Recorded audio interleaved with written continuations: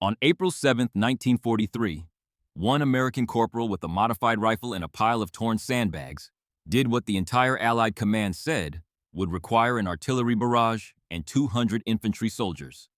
He did it alone, and he did it by breaking every rule in the book. The Tunisian desert stretched flat and colorless in every direction, baked white under a sun that had not offered mercy since November. Robert Caldwell lay belly down behind a low ridge of sand and scrubbed his body folded into the earth beneath a structure that no field manual had ever described and no commanding officer had ever authorized. Torn sandbags filled with local rock and sand formed a semicircular wall around his firing position. Strips of aluminum salvaged from the fuselage of a downed German Bf-110 reinforced the interior, giving shape to something that from above would look like nothing more than a natural cluster of desert stone. A canvas canopy stretched overhead treated with sand and dried vegetation, leaving only a narrow horizontal slit through which the glass eye of a Weaver 330 scope could observe the world. Through that scope, approximately 850 yards to the northeast, a German observation post sat on a rocky outcropping like a stone fortress, watching over the desert. Intelligence reports confirmed the garrison inside. Luftwaffe officers, radio operators, security personnel from the 21st Panzer Division. For 3 weeks, those men had been calling fire from the sky with devastating precision, guiding Stuka dive bombers and Ju-88 medium bombers onto Allied positions with coordinates so accurate that entire convoys vanished in columns of smoke and twisted metal. Beside Caldwell, Private First Class Henry Weber pressed a field radio headset against his ear. Weber was a former minor league baseball pitcher from Macon, Georgia, a man whose gift for reading trajectory and distance had made him one of the finest spotters in the 1st Infantry Division. Right now, his gift was telling him something he did not want to hear. Command just sent new orders. His whisper barely carried above the desert wind. Artillery postponed. Ammo shortage. All units withdraw immediately. Caldwell did not move. His right eye remained fixed to the scope. His breathing stayed slow and measured. Through the narrow slit in the canvas, he watched 2 uniformed figures step onto the observation platform of the German post binoculars, catching the first hard light of morning. "I heard you," Caldwell said, "and I've done the math. 22 German spotters in that outpost, 3 to 4 directed airstrikes per day, an average of 15 Allied casualties per strike. That was 60 American and British soldiers dying every single day that observation post remained active. The artillery barrage was postponed. Maybe 24 hours, maybe longer. Every hour of delay was measured in body bags. But what Caldwell had built around himself violated at least 7 separate regulations regarding equipment modification, position, standardization, and use of captured enemy materiel. What he was about to do violated the most fundamental principle of military service. He was going to disobey a direct order. And if the German fighters found him before he finished, the only evidence of his existence would be a scorch mark in the sand and a name on a casualty list that nobody back in Wisconsin would ever fully understand. To understand how Robert Caldwell ended up lying in that desert with a forbidden weapon and a decision that could end his career or save hundreds of lives, you have to go back 22 years and 4,000 miles to a dairy farm outside Janesville, Wisconsin, and to a father who believed that a bullet properly aimed was the purest expression of truth the physical world could offer. Robert James Caldwell was born on June 12, 1921, the third of 5 children in a clapboard farmhouse that smelled of raw milk and wood smoke. His father, Stefan, had been born Stefan Kowalczyk in a village outside Krakow, Poland. He had served as a sharpshooter in the Austro-Hungarian army during the First World War, surviving 3 years in the trenches of the Eastern Front before emigrating to America in 1919, with a new name, a permanent limp from a Russian bullet lodged near his left hip, and an understanding of violence so complete that it had circled back around to something resembling philosophy. Stefan taught his 3rd son to shoot at the age of 7. He placed a bolt-action Remington .22 in Bobby's small hands, not to make him a hunter, but to teach him a way of seeing the world. Other fathers taught their sons to hit targets. Stefan taught his son to shoot through obstacles, through gaps in stacked hay bales, through the window of the barn from 40 yards, through the narrow space between fence rails at distances that made the boy squint until his eyes ached. "A bullet travels in truth," Stefan would say in heavily accented English, kneeling beside his son in the cold Wisconsin morning, but only if you account for every lie the world tries to tell it. By lies, Stefan meant wind. Gravity. Temperature. The shimmer of heat rising from summer fields. The tremor in a young boy's hands. The imperfection of the barrel. Every force that bent and twisted the bullet's path between the muzzle and the target was a lie, and the shooter's only job was to calculate every one of them before squeezing the trigger. It was engineering as much as marksmanship. Mathematics expressed through gunpowder and lead. Bobby's mother, Claire, had her own lessons to teach, and they were darker. Claire Caldwell had been born in Quebec and trained as a nurse in Montreal before crossing the Atlantic in 1917 to serve in a French field hospital near Verdun. She had spent 14 months treating men destroyed by industrial warfare. Bullets, shrapnel, gas, bayonets. She had seen what a Mauser round did to a human femur and what a piece of shell casing could do to a man's abdomen. And when the war ended, she carried that knowledge with her the way other women carried recipes or hymns. She taught Bobby anatomy, not from textbooks, but from hand-drawn diagrams she sketched in a small leather notebook with graph paper pages. Entry wounds, exit wounds, the path of a bullet through muscle and bone, the location of the heart, the liver, the femoral artery.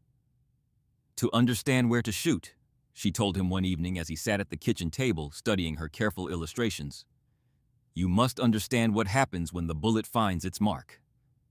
It was not the kind of education most 12-year-old boys received in rural Wisconsin, but Claire Caldwell believed in preparing her children for the world as it existed, not as she wished it to be. And that small leather notebook with its precise anatomical drawings and its inscription on the first page in Claire's elegant French handwriting would follow Bobby Caldwell across an ocean and into a war that had not yet begun. Pour voir la vérité. To see the truth. By the age of 12, Bobby could group his shots within a 3-inch circle at 300 yards. By 16, he had won the Janesville County shooting competition, defeating men twice his age with a calm that unnerved the judges. Local farmers paid him to control predators. He could drop a coyote at 400 yards in fading light, adjusting for the thermal currents that rose from plowed fields in late afternoon. He was something of a local legend, though he wore the reputation the way he wore his work boots. Without ceremony. But Bobby Caldwell did not want to be a hunter or a farmer. He was fascinated by precision itself, by tolerances and mechanisms and the mathematics that governed how things fit together. He enrolled at the University of Wisconsin in 1939 to study mechanical engineering, and for 2 years he lived in a world of equations and drafting tables and theoretical problems that satisfied his hunger for exactness. Then on December 7, 1941, the Japanese attacked Pearl Harbor, and the theoretical became actual overnight. Bobby enlisted the following morning, December 8th. His family gathered on the porch of the farmhouse as he loaded his bag into the back of a neighbor's truck. Stephen stood with his hands in his pockets, saying nothing, but his eyes held a knowledge that needed no translation. He had been 20 when he entered the trenches. Bobby was 20. The symmetry was terrible. Claire did not weep in front of her son. She packed his bag with the efficiency of a woman who had packed surgical kits under artillery fire. And at the bottom, beneath the socks and the razor and the letters from his siblings, she placed the small leather notebook, the one with the graph paper pages, the one with her anatomical drawings and her inscription in French. She said nothing about it. She did not need to. Basic training at Fort Benning, Georgia, revealed what Stephen Caldwell's years of patient instruction had produced. While other recruits struggled with standard qualifying courses, firing wild and flinching at recoil, Bobby Caldwell placed his shots within a 2-inch diameter at ranges that made his instructors measure twice and believe once. His drill sergeant, a career soldier named Sergeant First Class Walter Gaines, watched Caldwell fire a 10-round grouping at 400 yards and reportedly told the range officer, "Caldwell doesn't shoot at targets. He simply tells the bullet where to go and it listens." But Caldwell was not a model soldier. He was in fact something close to a disciplinary headache. He modified everything. He carved a homemade cheek rest from a piece of hardwood and attached it to his issued M1903 Springfield rifle without authorization. He altered the sling configuration to improve stability in the prone position. Most controversially, he filed down the trigger mechanism, reducing the pull weight from the standard 6.5 pounds to approximately 3.5 pounds. When Sergeant Gaines confronted him about the modification, Caldwell did not apologize. He explained with the calm precision of a man presenting an engineering paper that the heavier trigger pull created barrel movement at the moment of firing, reducing accuracy by approximately 0.4 of an inch per 100 yards. Gaines had never had a recruit cite ballistic mathematics during a reprimand. He was not sure whether to promote the boy or have him scrubbing latrines for a month. Caldwell was selected for specialized sniper training, where his skills placed him in a category that his instructors found both exhilarating and troubling. His evaluation report used language that would follow him for the rest of his military career. Recruit shows remarkable initiative, but demonstrates concerning disregard for standardized protocols. Exceptional aptitude tempered by dangerous nonconformity. His fellow trainees called him Professor, sometimes with admiration, more often with the wariness that men reserve for someone who makes them feel like they are playing a simpler game. In August of 1942, Caldwell was assigned to the 1st Infantry Division, the legendary Big Red One, under the command of Major General Terry Allen. He shipped to England and from there joined Operation Torch, the Allied invasion of North Africa, landing at Oran, Algeria, in November 1942. Nothing in Wisconsin or Fort Benning had prepared him for the desert. The North African theater was a place where every piece of equipment designed for European temperate conditions failed in spectacular and sometimes fatal ways. Sand-infiltrated rifle actions and jammed bolts at critical moments. Scope lenses clouded with grit that no amount of cleaning could fully remove. Radio sets crackled and died in the heat. Daytime temperatures exceeded 110 degrees Fahrenheit, warping metal and blistering exposed skin, while nights plunged to near-freezing cracking rubber seals and condensing moisture inside optical instruments. Water was rationed to quantities that kept men alive but never comfortable. Sandstorms could reduce visibility to zero in minutes, erasing landmarks and disorienting entire platoons. And above all of it, owning the sky with the confidence that bordered on contempt, the Luftwaffe. German aircraft operated from well-established airfields in Tunisia and Sicily, conducting reconnaissance flights and bombing raids with a regularity that turned every Allied movement into a calculated risk. Convoys traveled at night. Positions were dug deep. And still, the bombs found their targets guided by eyes on the ground that could see what eyes in the air could not. Caldwell was placed under the direct command of Staff Sergeant Frank Kowalski, a man whose background was not so different from his own. Kowalski was Chicago-born, the son of Polish stockyard workers, a man who had grown up understanding that systems and hierarchies existed for reasons that individual cleverness could not always comprehend. He believed in the Army the way some men believed in God. Not because it was perfect, but because the alternative was chaos. Kowalski took one look at Caldwell's modified rifle and his improvised scope shade made from a cut-up rations tin, and the two men understood each other immediately. They understood that they would never agree. "I've got no use for a soldier who thinks he's smarter than the entire United States Army," Kowalski wrote in a letter to his wife back in Chicago. The reprimands accumulated: equipment modification, unauthorized alterations, failure to maintain standard issue condition of assigned weapon. Each one went into Caldwell's service record like a small stone added to a growing wall between him and the institution he served. Caldwell makes his own rules, became the platoon's shorthand, sometimes said with grudging respect after he made a shot that nobody else could have made, sometimes said with resentment by men who followed regulations and resented those who did not. In February of 1943, the 1st Infantry Division fought at Kasserine Pass, and the war stopped being theoretical for everyone involved. Kasserine was a disaster. American forces, poorly coordinated and outmaneuvered by Rommel's veteran Afrika Korps, suffered their first significant defeat of the European War. Units were overrun. Communications collapsed. Men who had trained for months discovered in minutes that training and combat shared only a passing resemblance. Caldwell's platoon was caught in an ambush during a confused withdrawal. 2 German MG-42 machine gun positions had pinned the entire unit behind a low ridge of rock and sand. Men were bleeding. Men were screaming. Standard doctrine called for flanking maneuvers and fire and movement, but the terrain was flat and open and offered nothing that could hide a man from the murderous cyclic rate of the MG-42. Caldwell did not ask permission. He identified a shallow depression in the ground approximately 300 yards from the German positions. He crawled there alone under fire, set up his modified Springfield, and in the space of 4 minutes, placed 2 rounds through the aperture of each machine gun emplacement. 4 shots. 2 guns silenced. The platoon withdrew with every man still breathing. Kowalski's reaction was a study in contradiction. He was furious that Caldwell had left his assigned position without orders. He was grateful that the platoon was alive. He filed a reprimand and simultaneously submitted a recommendation for commendation. The 2 documents sat in Caldwell's service record side by side, like an argument that would never be resolved. By the spring of 1943, Rommel had been recalled to Germany, and General Hans-Jürgen von Arnim commanded the remaining Axis forces in Tunisia. The 1st Infantry Division under Terry Allen fought at El Guitar, where American forces finally held their ground against a determined panzer counterattack. Caldwell accumulated 17 confirmed kills. His reputation grew. So did his frustration with doctrines he believed were written for a different war on a different continent. And then Danny Reeves died, and everything changed. Corporal Danny Reeves was a sniper in the same company as Caldwell, and he was everything Caldwell was not. Disciplined. Regulation following. Admired by his NCOs. He maintained his equipment to standard, followed every protocol in the sniper field manual, and built his positions exactly as doctrine prescribed. He and Caldwell had a respectful rivalry, the kind that exists between two men who are excellent at the same thing, but disagree fundamentally about how to do it.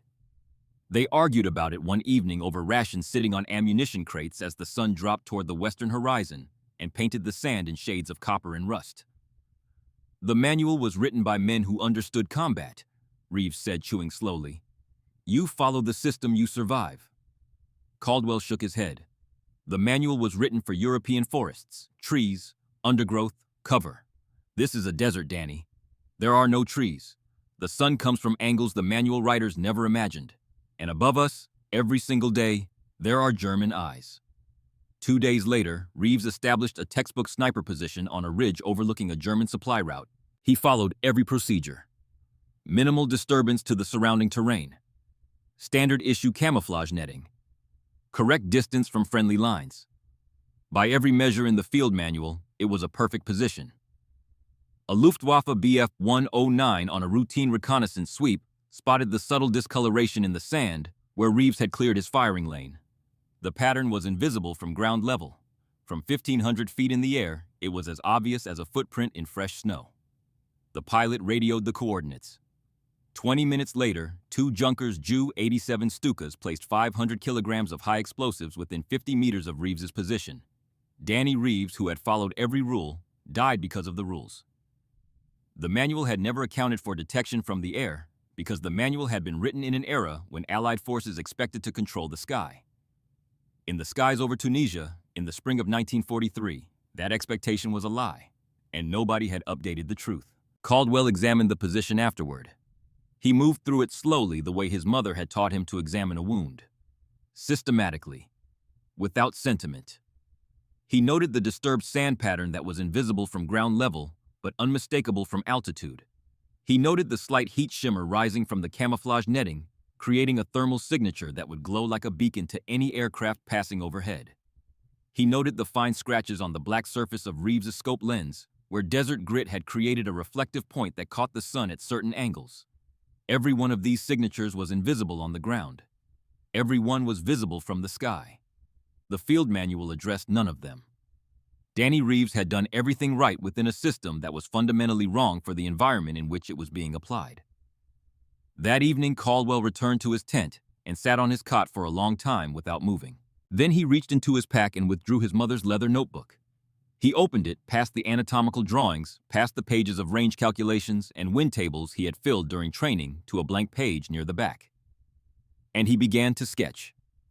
Over the following 2 weeks, working during every off-duty hour, testing and discarding and redesigning with the methodical patience his father had drilled into him since childhood, Robert Caldwell built the device that would change the course of a battle and challenge a century of military doctrine. He called it a flash and signature suppression system.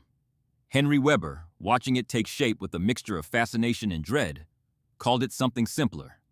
That thing, Weber said, studying the growing pile of salvaged metal and torn canvas, is going to get us both killed.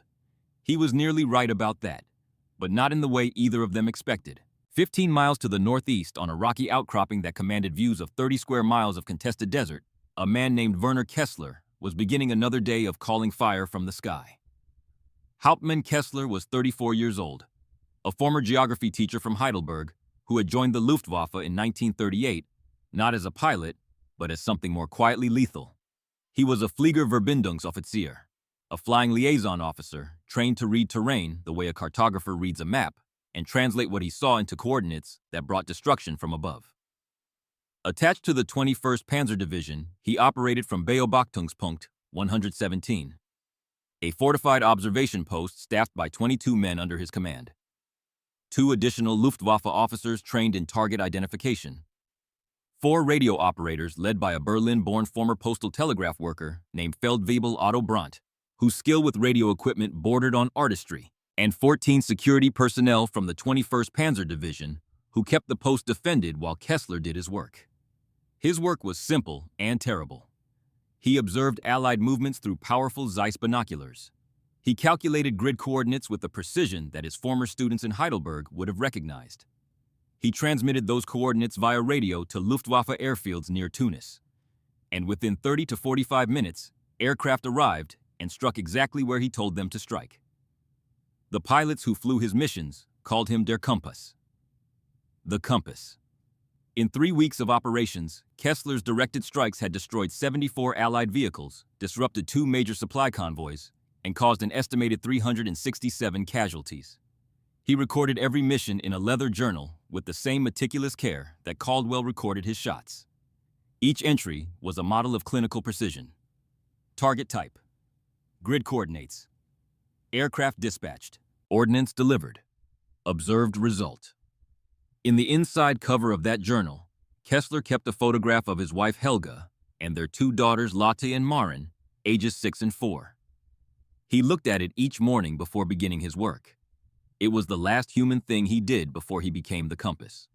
He did not know that 850 yards to the southwest, a Wisconsin farm boy with a forbidden device and a dead friend's memory was watching him through a scope and counting down the hours.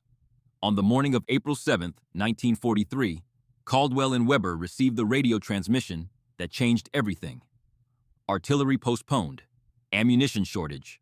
Withdraw immediately. Caldwell did the mathematics one final time. 60 men per day. Every day he waited. Every day the observation post stayed active. 60 families who would receive telegrams. 60 empty chairs at dinner tables across America and Britain. And a pile of torn sandbags and salvaged metal that might, if the engineering was sound and the shooting was true, make those telegrams unnecessary. He looked at Weber. Weber looked back. Neither man spoke about the consequences of what they were about to do. Court-martial, dishonorable discharge, prison, or worse, if the Luftwaffe found them first, a death in the sand that no one would ever be able to explain. "So what's your plan?" Weber finally whispered. "You can't possibly take out every man in there before they radio for air support."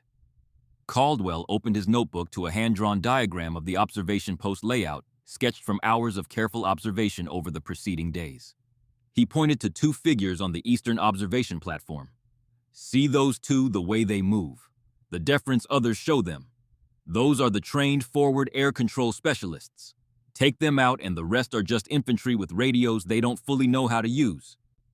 He traced his finger across the diagram to the western face of the post. "Lookouts next. Then the radio operators.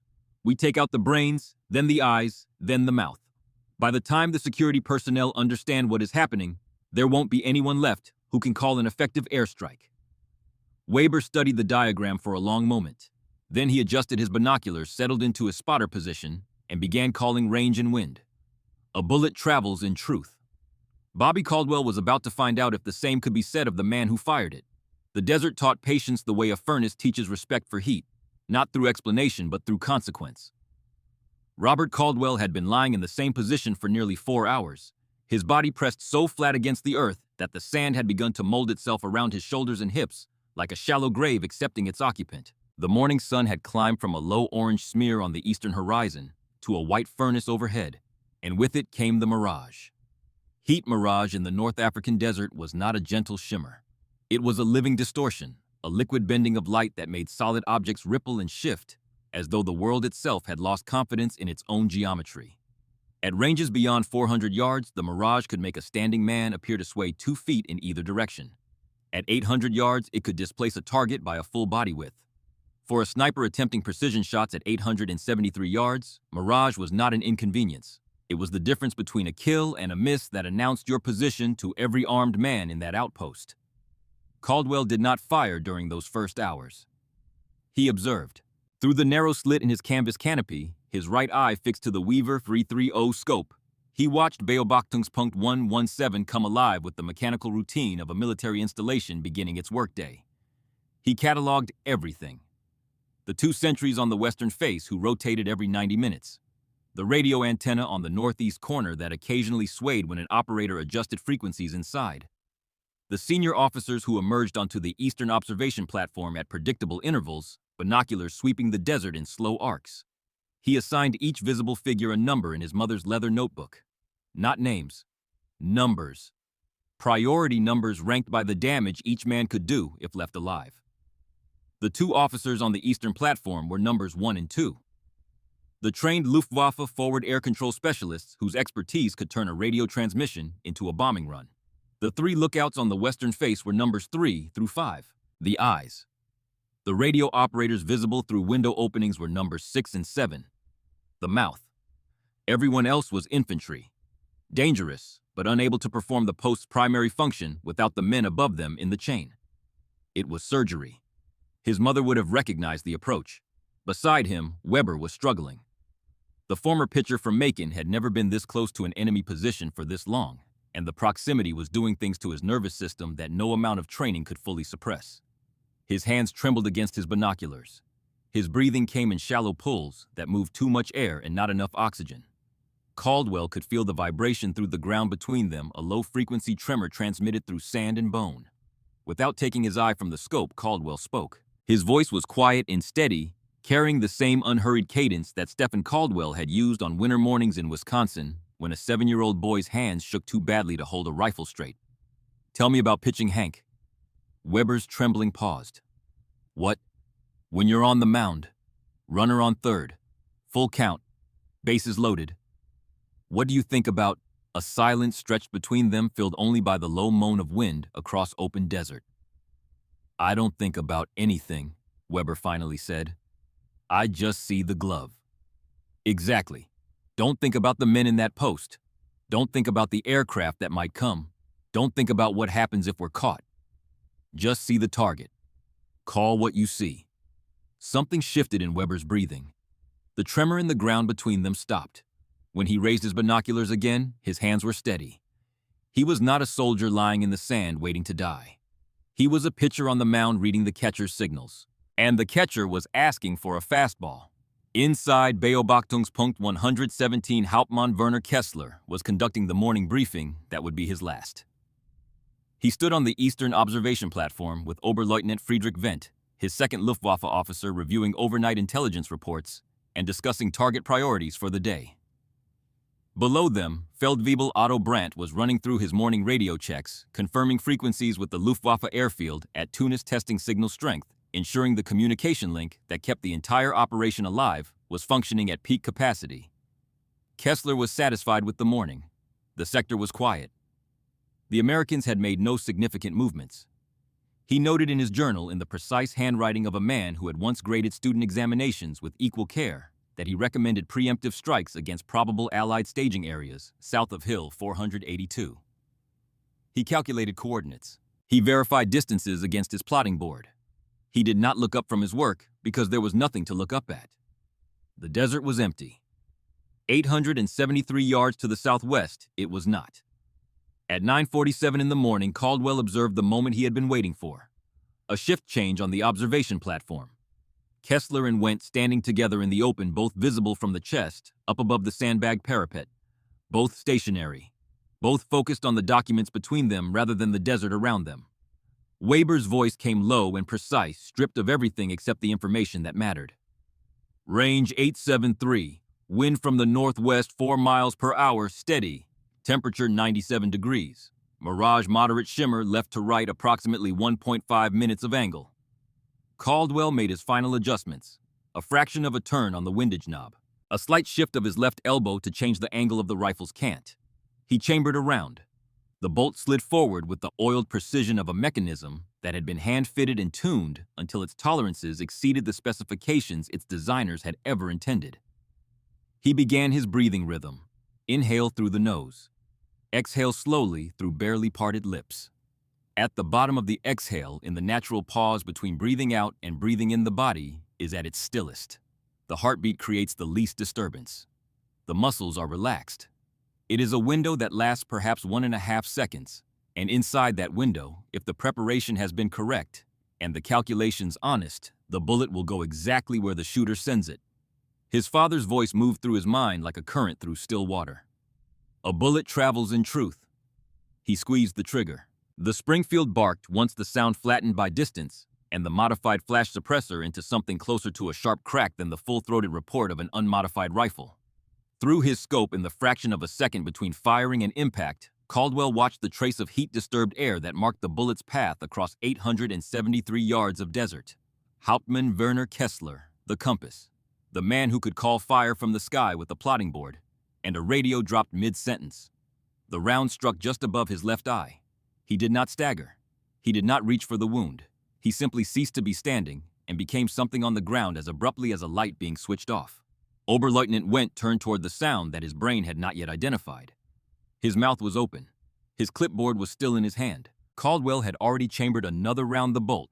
Cycling with the speed born of 10,000 repetitions on a Wisconsin farm and a year of combat that had refined the motion into something that bypassed conscious thought entirely. The second shot crossed the desert in less than a second and a half. Wendt fell backward. The clipboard clattered onto the stone platform and skidded to the edge. "Two down," Caldwell whispered, already shifting his point of aim toward the western face of the outpost. Adjusting to lookouts. What followed was not a battle in any conventional sense. It was a systematic dismantling of a military installation's capability, executed with the precision of a man removing components from a machine in the exact sequence required to render it inoperable. The three lookouts on the western face were the eyes of the observation post. They scanned the desert for threats, sweeping their sectors with binoculars and patterns that Caldwell had memorized during his hours of observation. They were looking for approaching infantry, for dust clouds kicked up by vehicles, for the coordinated movement of large forces. They were not looking for a single man under a pile of sand-colored canvas nearly 900 yards away. 3 shots. 3 men fell. The eyes were closed. The 6th target was a radio operator visible through a narrow window opening on the northern side of the post. This was the shot that would cut the voice, severing the communication link between the observation post and the Luftwaffe airfields that could scramble aircraft in response. The window opening was approximately 16 inches wide. At 873 yards, 16 inches was not a window. It was a suggestion. The mirage was distorting the edges of the opening, making it appear to breathe in and out like a living thing. Caldwell waited for the mirage cycle to reach its minimum distortion. 2 seconds of relative clarity between shimmer peaks. He fired into that 2-second window. Inside the post, the radio went dead. The operator slumped forward onto his console, and the steady hiss of carrier frequency became the only sound in the communications room. The 7th target was Feldwebel Otto Brandt. The senior non-commissioned officer had survived 3 years of war on the strength of his instincts, and those instincts were screaming at him now. He was on his feet, moving through the post, shouting orders, trying to organize a coherent response. His voice carried enough authority that men were turning toward him, looking for direction in the chaos that had descended without warning or explanation. Caldwell recognized him immediately, not by rank insignia or uniform detail, but by the way the other men responded to him, the way their bodies oriented toward his voice, the way the panic in the post seemed to flow toward him and become briefly something organized. He was a leader, and in this moment, a leader was the most dangerous thing in that post. 1 shot. Brandt collapsed against a sandbagged wall and slid to the ground. The rabbit's foot in his radio bag did not save him. The thread of organization he had been weaving snapped, and the chaos returned with redoubled force. From inside the post, a voice rose above the confusion. A veteran of the Eastern Front, one of the 21st Panzer Division security soldiers, recognized what was happening with the terrible clarity of a man who had seen it before in the frozen ruins of Stalingrad. "Scharfschütze!"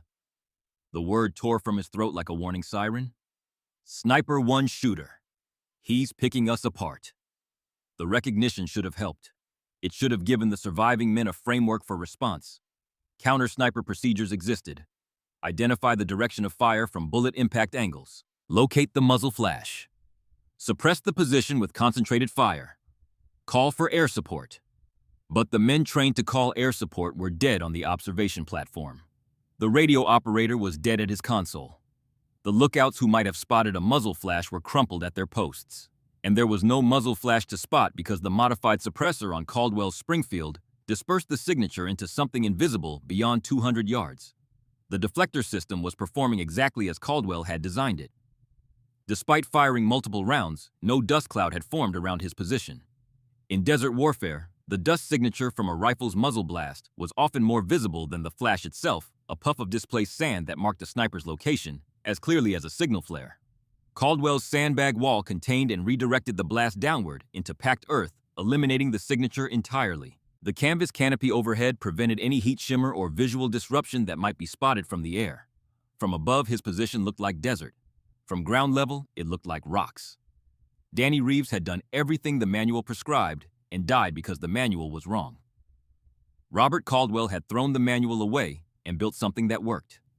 Over the next 20 minutes, Caldwell fired with the methodical rhythm of a man performing a task that required sustained precision under conditions that degraded with every passing minute. The sun climbed higher, intensifying the mirage. The wind shifted in small increments that demanded constant recalculation. The temperature rose and altered the density of the air through which each bullet had to travel. 4 more men fell during this phase. A second radio operator who had crawled to the backup console, a soldier attempting to set up a signal mirror on the roof, 2 others who exposed themselves during increasingly desperate attempts to reach the communications equipment. Each shot required fresh calculations. Each entry in the notebook was a new equation solved under pressure. By the 30-minute mark, with 11 targets confirmed down, the surviving Germans made their smartest move. Unteroffizier Kruger was a veteran of the 21st Panzer Division who had fought in Libya and survived the retreat from El Alamein. He had encountered Soviet snipers at Rostov, and he understood the tactical geometry of what was happening. The sniper was southwest. Every wound confirmed it. The remaining 11 men could not stay in the post. They could not call for help. They could not locate the shooter, but they could create a problem. Kruger positioned 2 men as decoys near the communications bunker, instructing them to make noise and move conspicuously. While the sniper focused on these targets, 3 other men began a low crawl around the southern perimeter of the post toward an MG-42 machine gun position that had a wide field of fire covering the southwestern approach. The weapon's cyclic rate of 1,200 rounds per minute could saturate an area with enough lead to make precision irrelevant. It was a sound tactic, and it almost worked. Caldwell saw the decoys moving near the bunker and fired twice. The first round struck stone 2 inches from a moving silhouette and ricocheted into the wall. The second punched through the bunker opening but found no flesh. The decoys threw themselves flat and stayed down. 2 rounds expended no kills, but the misdirection had served its purpose. While Caldwell focused on the bunker, the 3 men reached the MG-42 undetected. They swung the heavy weapon toward the southwest quadrant and opened fire, sweeping the barrel in a wide arc across the area where the bullet trajectory suggested the sniper was positioned. The sound was enormous, a tearing roar that shattered the relative silence of the desert and sent a wall of tracer rounds streaking across the sand in bright orange lines. The burst struck the ground 50 yards wide of Caldwell's position. Wide, but not wide enough. The concussion wave traveled through the sand and hit the deflector system like a fist. The canvas canopy, already weakened by 5 hours of direct sun, and the abrasive friction of wind-blown grit tore along its eastern edge. A section of the overhead cover flapped upward like a page being turned in a book, exposing the disturbed sand pattern beneath. Caldwell felt the change immediately. Air that had been still and trapped beneath the canvas suddenly moved, carrying fine particles of sand upward in a plume that would be visible from ground level at 500 yards and from the air at any altitude. The camouflage pattern that had hidden him from everything above was compromised. If a German aircraft passed overhead in the next few minutes, his position would glow against the uniform desert surface like a wound in otherwise unblemished skin. And the MG-42 was still firing. Weber pressed himself flat, his face in the sand, his body rigid with the primal understanding that the distance between living and dying had narrowed to the width of a bullet's trajectory. "Gun crew," he managed. "South corner, 3 men, MG-42. They're walking the fire toward us." Caldwell had a decision to make and no time to deliberate. Repair the canopy and risk the machine gun crew finding their range on the next sweep, or eliminate the gun crew and accept that a torn canopy left them exposed from the air. He chose the gun crew. 3 shots fired in rapid succession, faster than his normal rhythm accuracy, traded against time in a calculation that his conscious mind did not make, but his hands and eyes executed with the authority of 1,000 hours of practice. The first round struck the gunner. The second took the loader who was feeding the ammunition belt. The third caught the assistant who was reaching for the weapon as it fell silent. The MG-42 stopped. The desert returned to a ringing silence that felt louder than the gunfire that had preceded it. But the canopy was still torn, and the sand plume was still rising.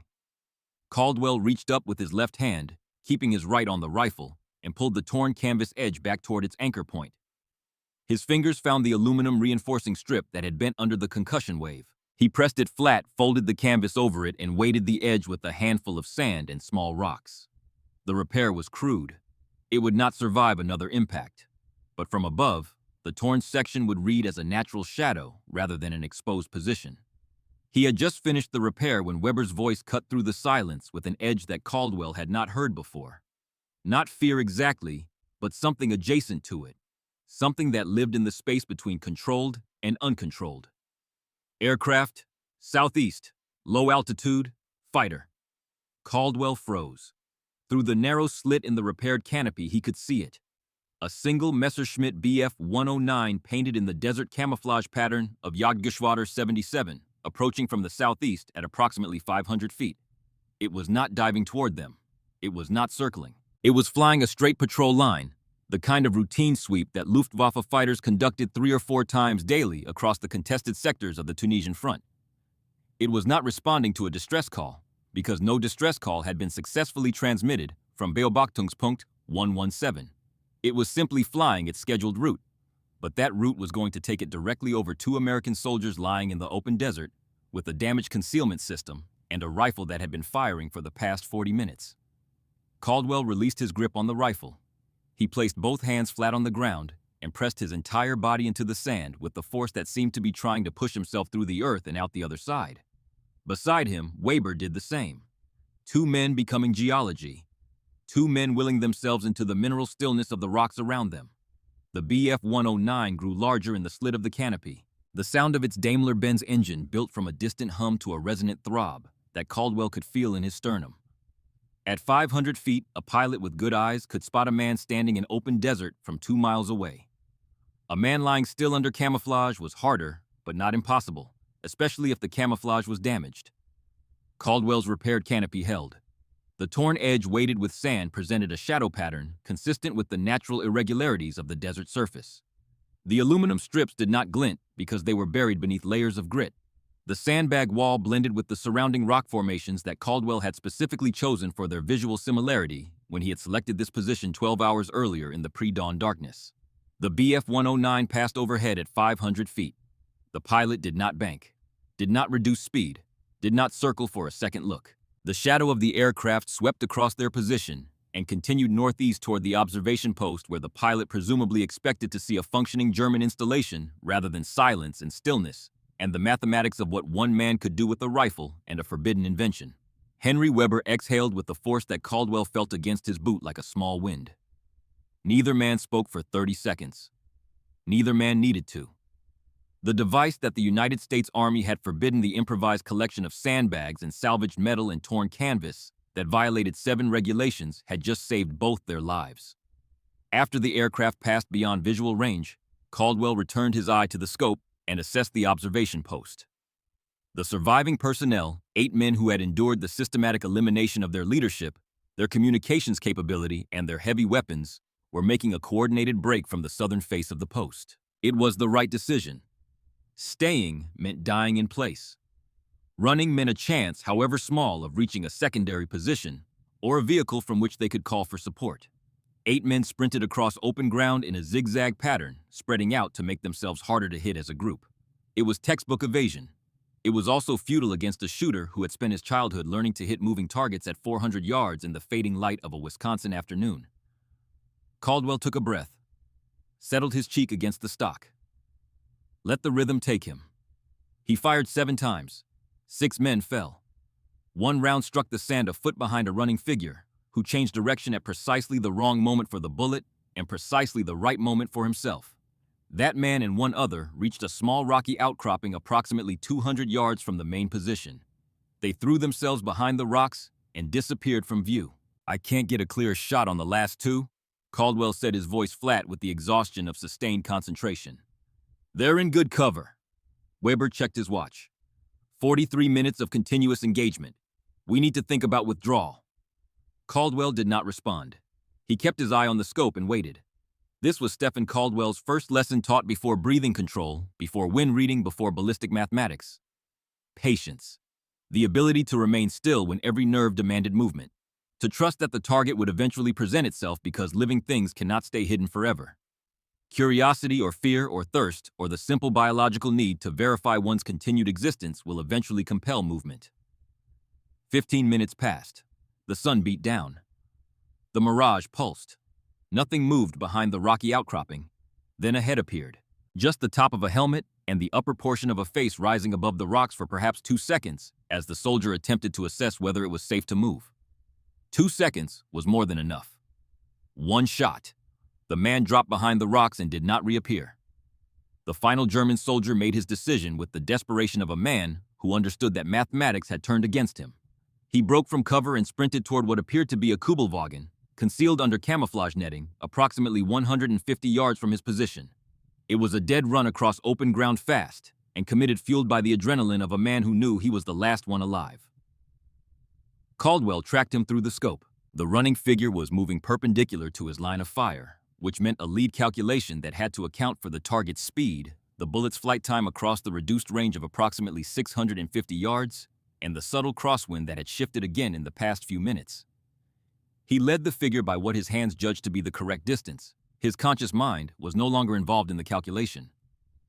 It had been replaced by something older and deeper, an integration of thousands of shots across 2 decades that had compressed into instinct what had once required thought. He fired.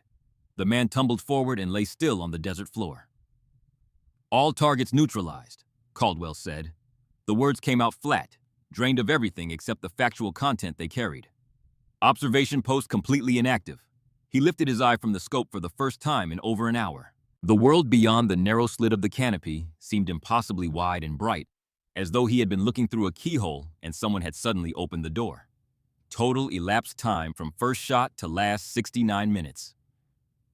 Rounds expended 25. Confirmed kills 22. 3 rounds spent on Kruger's decoys and the single miss against a zigzagging runner. The ratio was not perfect, but the result was. Weber stared at him. The expression on the spotter's face was something beyond surprise, closer to the disorientation of a man who has witnessed an event that his experience has not prepared him to categorize. "Do you understand what you just did? You single-handedly eliminated an entire fortified observation post that command said would require an artillery barrage and a full company assault." Caldwell was already disassembling the deflector system with the methodical care of a man packing up a work site at the end of a day. Every sandbag was opened and its contents scattered. Every strip of aluminum was pulled free and buried in the sand. The canvas canopy was folded, shaken clean of debris, and packed into Caldwell's kit. The shell casings were collected and pocketed. When he finished 15 minutes later, the position looked like undisturbed desert. No footprints, no impressions, no evidence that 2 men had lain there for 7 hours and changed the course of a battle. "The mission parameters changed," Caldwell said, pulling his pack onto his shoulders and checking the horizon for aircraft. "I adapted." They began the long walk back toward Allied lines moving southwest through the heat of the early afternoon. Behind them, Beobachtungspunkt. 117 sat silent on its rocky outcropping, its communications dead, its personnel dead, its function as the eyes and voice of the Luftwaffe in this sector of the Tunisian front, terminated with a finality that no repair or reinforcement could reverse. The compass was broken. The sky had lost its guidance system, and in the notebook, 22 new entries recorded the mathematics of what had occurred. Time, range, wind, temperature, result. Each one a life ended by a farm boy from Wisconsin who had decided that 60 men per day was a price he was no longer willing to let others pay.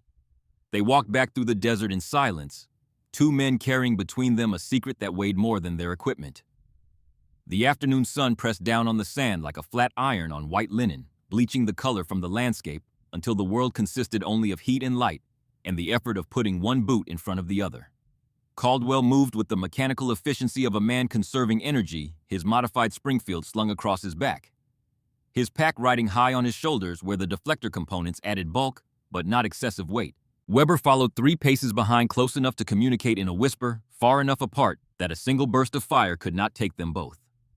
They reached the Allied perimeter checkpoint at approximately 1400 hours. The sentry on duty, a private from Ohio whose name neither of them would remember afterward, glanced at their sand-caked uniforms and sweat-streaked faces, and waved them through with the disinterested efficiency of a man who had seen too many soldiers return from forward positions looking exactly like this. But something was different inside the camp. Caldwell noticed it immediately, the way a man attuned to patterns notices when a pattern changes. Soldiers stood in small clusters talking in voices pitched low enough to suggest importance, but not low enough to conceal excitement. Radio operators moved between tents with a purposefulness that exceeded routine traffic. Something had shifted in the atmosphere of the camp, a change in pressure that everyone could feel, but nobody could yet explain. The German observation post had gone silent. Luftwaffe airstrikes in the sector had ceased entirely. For the first time in 3 weeks, supply convoys were moving in daylight without being tracked and bombed. The sky, which had been an instrument of death for 21 consecutive days, had become merely sky again.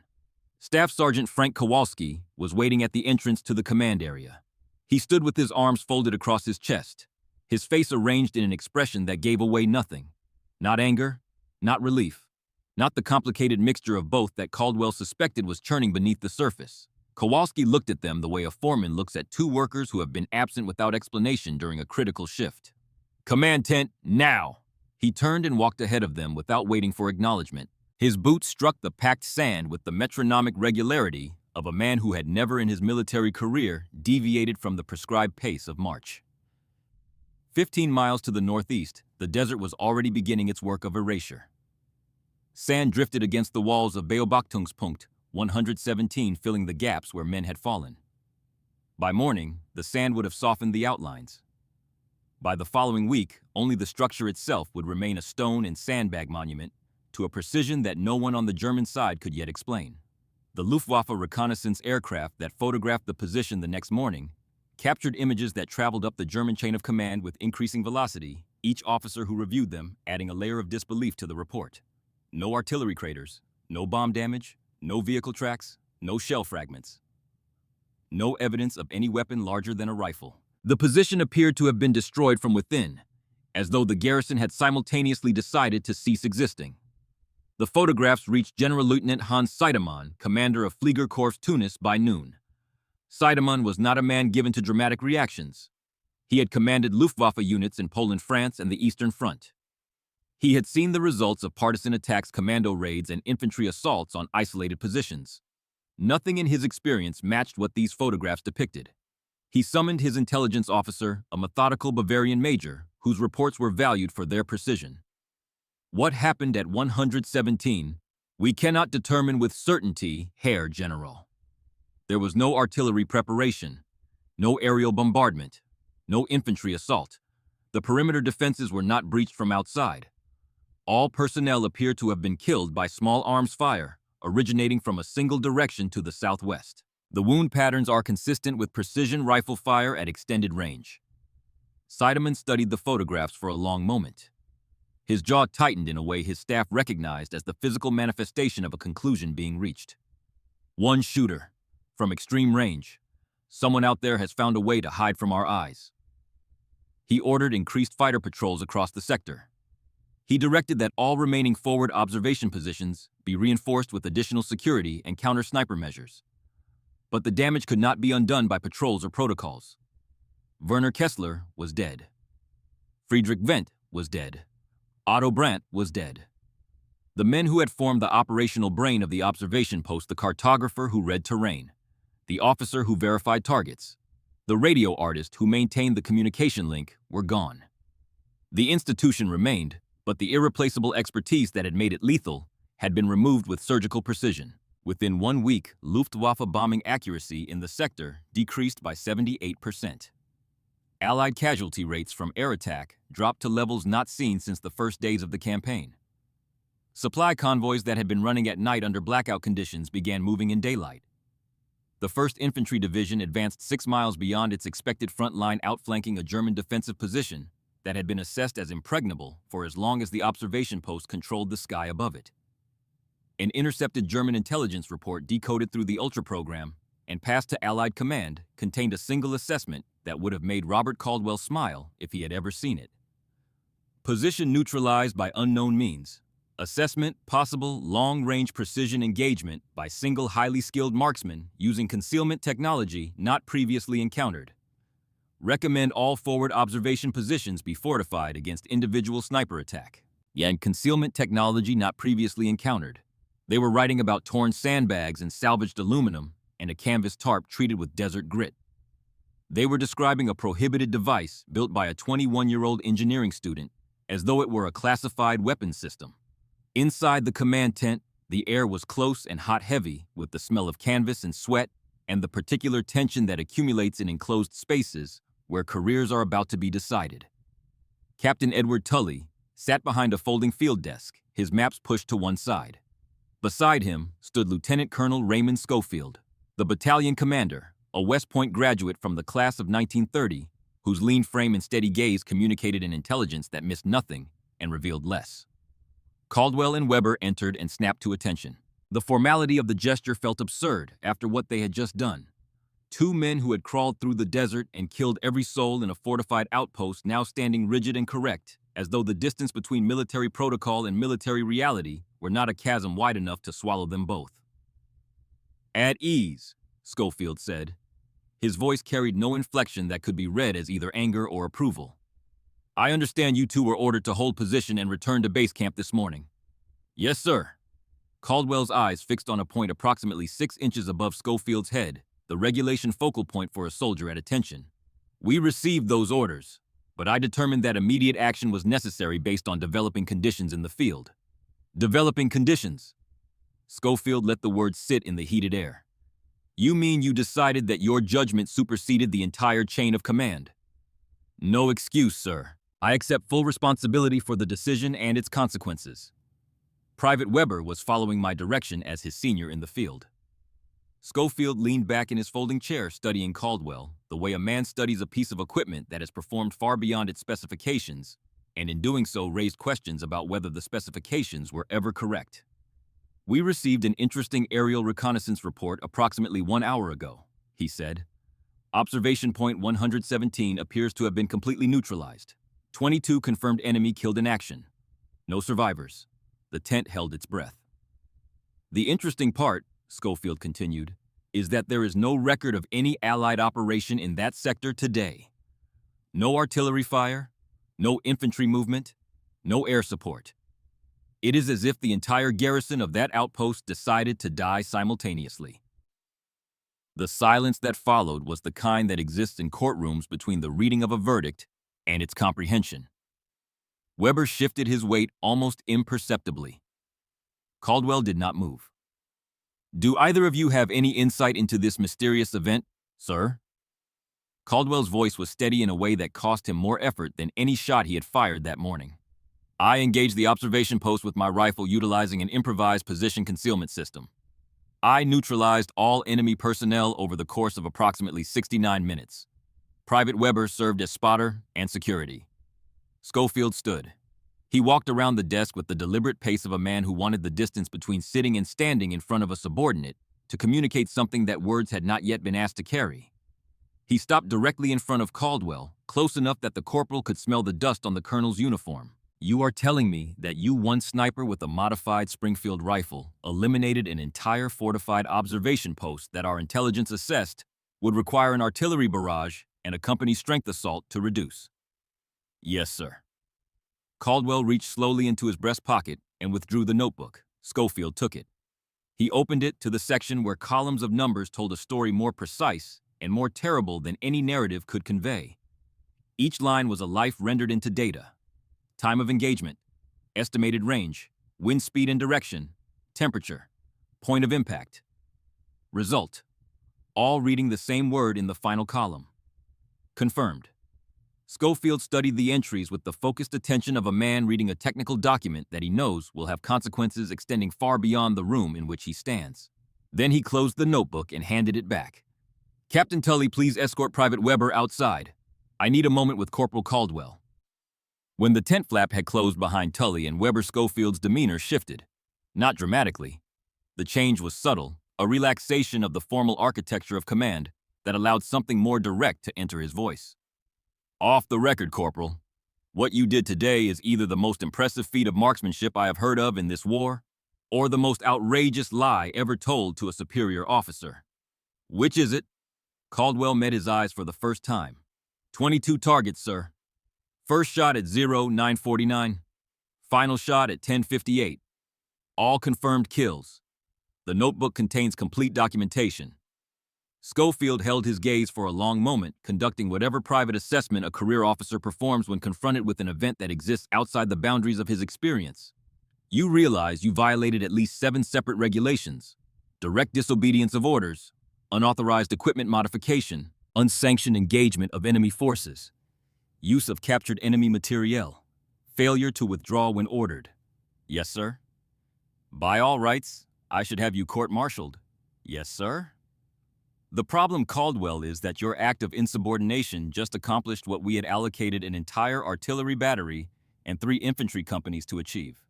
You saved us approximately 30,000 rounds of ammunition and potentially hundreds of casualties. He picked up a dispatch form from his desk.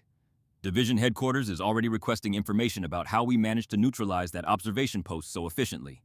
They are calling it a tactical masterpiece. Caldwell allowed himself the smallest shift of expression, not a smile exactly, but a loosening of the rigid mask he had maintained since entering the tent. The deflector system worked exactly as designed, sir. If I may suggest, the technique could be adapted for wider implementation among sniper units operating in desert conditions. Schofield shook his head. The gesture contained something that might, under different circumstances, have been called amusement. You disobey direct orders. Risk compromising an entire sector's operational plan. Potentially expose yourself and your spotter to enemy capture.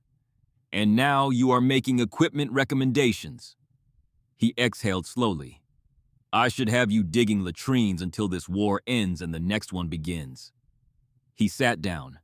He picked up a pen. He began writing on an official form with the economical strokes of a man who has made his decision and sees no purpose in delaying its execution.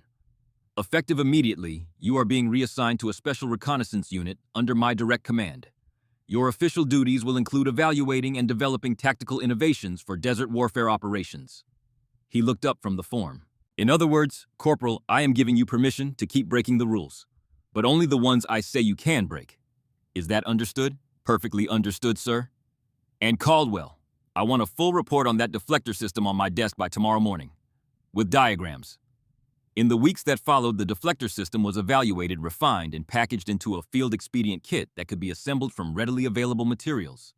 The official military designation was Position Concealment System M43, a bureaucratic name that stripped the invention of its origins and its story. Among the troops who used it, it was known by a different name entirely. They called it the Caldwell Mask. Caldwell was quietly promoted to sergeant. Major General Terry Allen, the commanding general of the 1st Infantry Division, was briefed on the engagement during a visit to the battalion area. Allen, whose aggressive and results-oriented command style had made him both beloved by his troops and difficult for his superiors, reportedly responded with characteristic directness. I don't care if the man built his own tank out of tin cans as long as it kills Germans. Write up his techniques and get them distributed. Caldwell trained 17 sniper teams in his methods before the North African campaign concluded in May 1943, with the surrender of all remaining Axis forces in Tunisia. His innovations extended beyond the deflector system to include a modified rifle stock configuration better suited to desert-prone shooting and improved scope mounting system that reduced the effects of heat mirage on optical clarity, and a camouflage methodology that used locally sourced materials to create position concealment adapted to specific terrain rather than generic doctrine. One evening before the division shipped out for Sicily, Caldwell sat with Kowalski over rations, the 2 men eating in the companionable silence of soldiers who have shared enough to make conversation optional. Kowalski finished his meal, set down his mess kit, and looked at Caldwell with an expression that the younger man had never seen on his sergeant's face. It was not approval. It was something harder to name. The look of a man revising a conclusion he had been certain about. You were wrong to disobey orders, Professor. I know that, Sergeant. But if you had followed my orders, a lot of good men would be dead right now. I don't know how to square that. Caldwell looked at the desert, which was beginning to turn gold in the failing light. Neither do I, Sergeant. Neither do I. It was the most honest exchange the two men ever shared. The contradiction it contained was never resolved because some contradictions exist not to be solved, but to be carried. Caldwell had been right about the outcome. He had been wrong about the process. Both truths occupied the same space without canceling each other out, and both men understood that this was not a failure of logic, but a feature of the world in which logic must operate. The North African campaign ended. The war did not. The 1st Infantry Division moved to Sicily, then to the Italian mainland, then to England to prepare for the invasion that everyone knew was coming. Caldwell served throughout his skills and his innovations, saving lives that could not be counted because the deaths they prevented existed only as possibilities that never materialized. He carried his mother's notebook through each campaign, adding pages of data that grew denser and more precise as his experience deepened. On June 6, 1944, the 1st Infantry Division landed on Omaha Beach. Caldwell survived. Frank Kowalski did not. The man who had believed in rules, who had written in a letter home that he had no use for soldiers who thought they were smarter than the army, who had filed reprimands against Caldwell with one hand while submitting commendations with the other, died on the sand of Normandy, following orders that sent him into the direct fire of German machine gun positions overlooking the beach. He died doing exactly what the plan required of him, in the exact position he had been assigned, at the exact time his unit was scheduled to advance. He followed the rules. The rules killed him. The same bitter arithmetic that had taken Danny Reeves in the Tunisian desert took Frank Kowalski on a French beach, and the equation balanced the same way both times. Caldwell wrote a letter to Kowalski's wife in Chicago. He did not describe the circumstances of her husband's death. He wrote that Frank Kowalski was a man of principle who believed that discipline and duty were not abstract concepts, but daily practices, and that the soldiers who served under him were better men for having known him. He did not mention the arguments. He did not mention the reprimands. He wrote only what was truest and most necessary, and he sealed the envelope and mailed it, and never spoke of Kowalski again. The war ended. Robert Caldwell returned to Wisconsin in 1945 with a Silver Star, whose citation carefully avoided mentioning Beobachtungspunkt 117. A service record thick with both reprimands and commendations, and a leather notebook that contained more mathematics than most engineering textbooks. He completed his degree at the University of Wisconsin. He married Margaret Thornton in 1946, the girl he had courted during his 2 years of college before Pearl Harbor. She had waited through the entire war without knowing what he did, or where he did, it sustained only by letters that said nothing specific and everything important.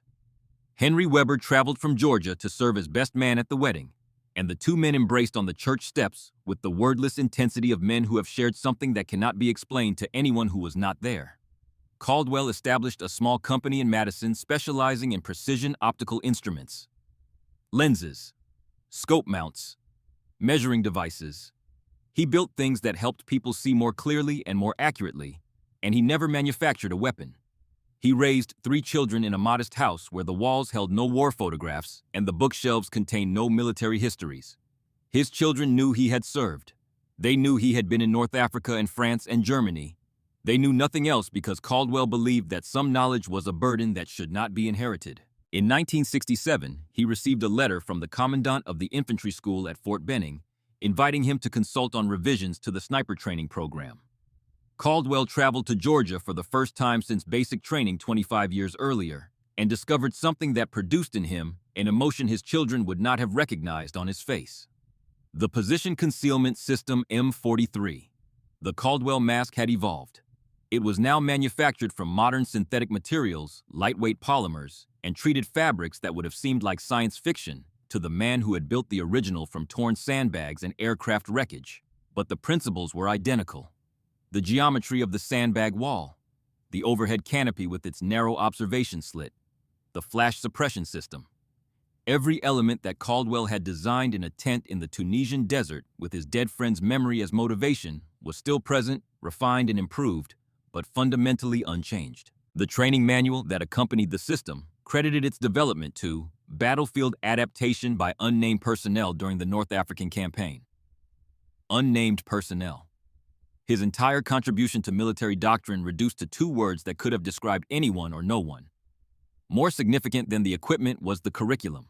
Caldwell sat in the back row of a classroom at the Army War College, and listened as an instructor presented a case study in battlefield initiative and ethical decision-making.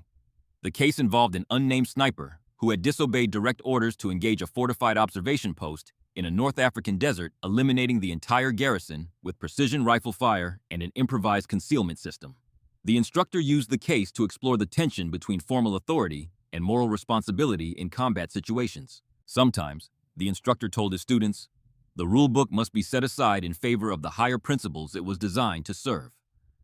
The question is not whether rules matter. They do. The question is whether you have the judgment to recognize when following the rule will betray the purpose the rule was created to protect. Caldwell sat in the back of the room. He did not raise his hand. He did not identify himself. He listened to his own story being told by a man who did not know he was in the room, analyzed by students who did not know the unnamed sniper was sitting 12 feet behind them. And when the class ended, he stood up and walked out into the Georgia sunshine without speaking to anyone. Some stories do not require their author to claim them. The work speaks. The results endure. The name is incidental. Robert James Caldwell died on a Tuesday afternoon in the autumn of 1989 in the same modest house outside Madison where he had raised his children and built his optical instruments, and never once spoken about what happened on a Tuesday morning 46 years earlier in a desert that most of his neighbors could not have located on a map. He was 68 years old. The obituary in the Janesville Gazette mentioned his military service in the standard language reserved for veterans of the Second World War. It said nothing about a forbidden shield or a broken compass or 69 minutes that changed the arithmetic of a campaign. The funeral was held on a Saturday in a small church that smelled of wood polish and chrysanthemums. The pews were filled with family, neighbors, employees from the optical company, a few friends from the university. Margaret sat in the front row with the stillness of a woman who had spent 43 years married to a man whose deepest experiences existed in a country she could never visit. After the service, as the family gathered outside in the cool Wisconsin air, an elderly man approached David Caldwell, the eldest son. The man was stooped, his suit worn at the cuffs and elbows, his hands trembling with the small persistent vibration of age. But his eyes were sharp, holding a clarity that seemed to belong to a much younger face. "My name is Henry Weber," he said. "Retired colonel. Your father and I served together in North Africa." David shook his hand. He had heard the name Weber mentioned occasionally throughout his childhood, always in the abbreviated way his father referenced anything connected to the war. A name without context, a friend without a story. Weber reached into the inside pocket of his jacket and withdrew an object that David did not immediately recognize. A small notebook bound in leather that had darkened with age to the color of old tobacco. The cover was creased and softened from years of handling. The edges of the pages were yellowed and slightly warped, as paper becomes when it has been exposed to extreme heat and then stored in temperate conditions for decades. "Your father gave me this for safekeeping after we got back to camp that day in 1943, Weber said. "He said he didn't want anyone to find it on him if he was killed in subsequent operations. He told me to destroy it." Weber paused. His voice, which had maintained the steady cadence of a man accustomed to giving briefings and issuing orders, developed a thickness that had nothing to do with age. "I couldn't." David took the notebook. He opened it carefully, the way a man opens something he senses is fragile in ways that extend beyond the physical. The first page held his grandmother's handwriting, elegant and precise in French. "Pour voir la vérité," to see the truth. The pages that followed contained his grandmother's anatomical drawings, the careful illustrations of a nurse who had learned the geography of the human body in a field hospital where geography was a matter of life and death. Entry wounds. Exit wounds. The paths of bullets through tissue. The clinical poetry of damage recorded by a woman who believed that understanding harm was the first step toward preventing it. And then past the drawings, his father's handwriting began. Dense columns of numbers on graph paper. Range calculations. Wind tables. Temperature corrections. The mathematics of a discipline that David had never known his father possessed, laid out with the systematic precision of the engineer his father had been in every aspect of his life. The final pages with writing contained 22 lines. Each line was a single entry, complete and self-contained. Time of engagement. Estimated range. Wind speed and direction. Temperature. Point of impact. Result. The entries began at 0949 and ended at 1058. Each result column contained the same word. Confirmed. The last entry read 1,058 hours.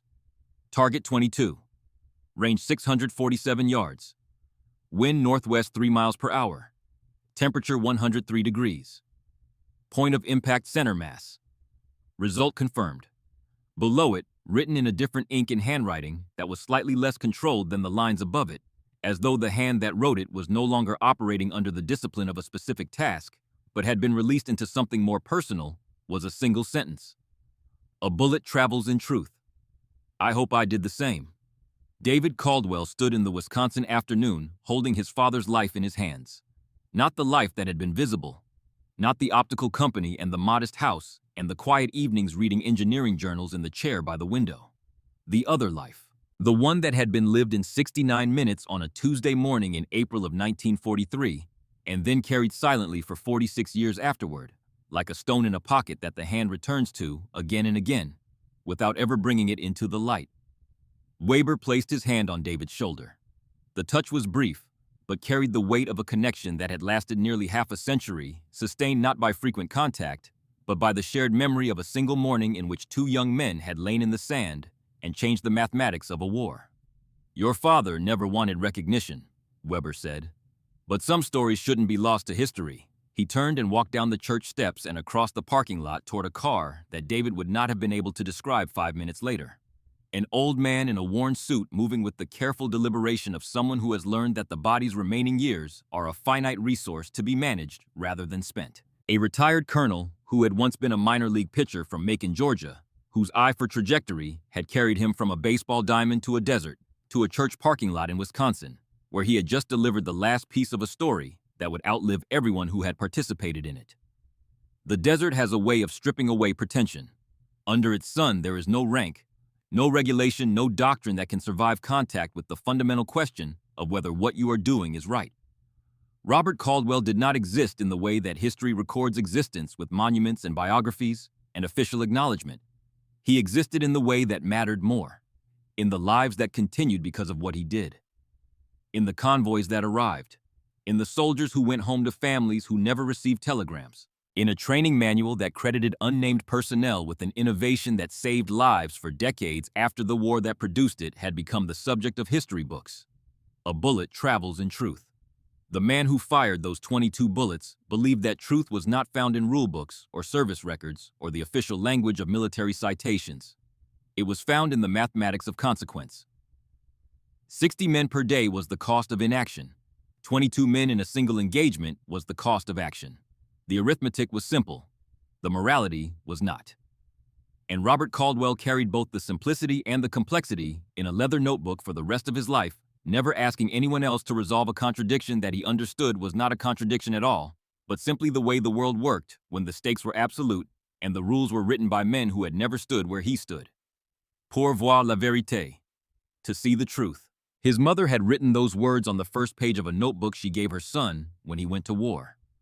His father had taught him that truth lived in the space between the muzzle and the target, in the honest accounting of every force that tried to bend the bullet from its path. And in 69 minutes on a Tuesday morning in Tunisia, Robert Caldwell had synthesized both lessons into a single act that was simultaneously the most disciplined and the most defiant thing he would ever do. The notebook is in a private collection now. The Caldwell mask is in a museum at Fort Benning, displayed alongside other examples of field innovation from the Second World War. The training doctrine that grew from one man's act of disobedience continues to evolve its origins, increasingly obscured by the institutional habit of absorbing individual contributions into collective achievement. And somewhere in the vast, indifferent expanse of the Tunisian desert, the sand has long since covered whatever traces remained of a firing position that was never supposed to exist, built by a man who was never supposed to be there, using a device that was never supposed to be made. The wind erased the evidence. The institution absorbed the innovation. The man went home and built optical instruments and raised his children, and never asked anyone to remember. But Hank Weber remembered, and now so do you.